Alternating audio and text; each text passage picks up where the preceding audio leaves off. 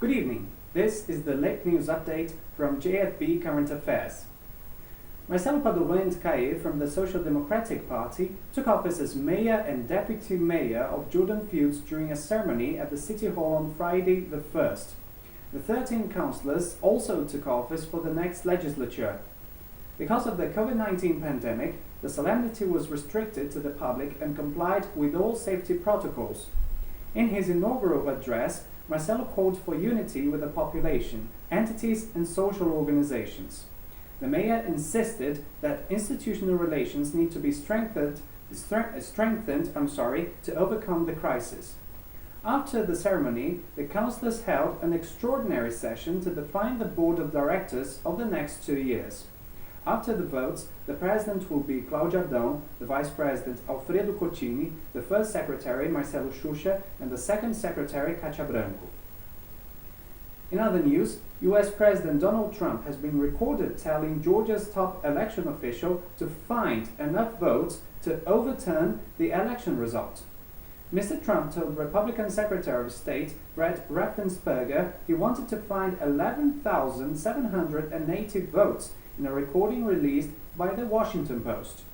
Mr. Raffensperger is heard replying that Georgia's results are correct. Joe Biden won Georgia alongside other swing states, winning 306 electoral college votes to Mr. Trump's 232.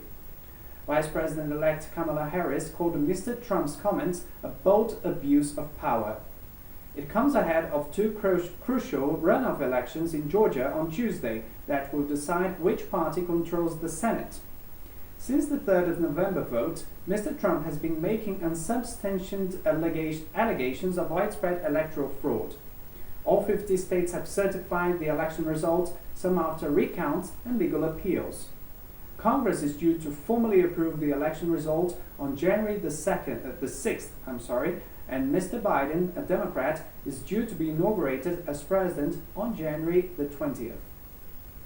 Well, COVID news now. Supreme Federal Court of Brazil asked the Butantan Institute to reserve 7,000 doses of the Coronavac vaccine against COVID-19 for its employees, just as it did for the vaccine produced by Fiocruz, as reported by the Folha de São Paulo newspaper. When contacted, STF and Butantan Institute did not respond to Folha's request. According to the data raised for the article, the Institute did not respond to the Supreme Court. Fiocruz, on the other hand, had already communicated the denial of the court's request. STF President Luiz Fux ordered the dismissal of the Secretary of Integrated Health Services of the court, Marco Polo Dias Freitas, who according to him was the author of the request made to Fiocruz. According to Fux, the request was made without his knowledge. On the last 23rd, however, Fux had defended the measure in an interview with TV Justiça.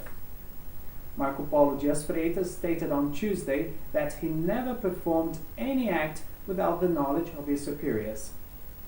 Well, and now the weather forecast for the next Tuesday. In Jordan Fields, periods of sun becoming cloudy during the day, showers during the afternoon and the night.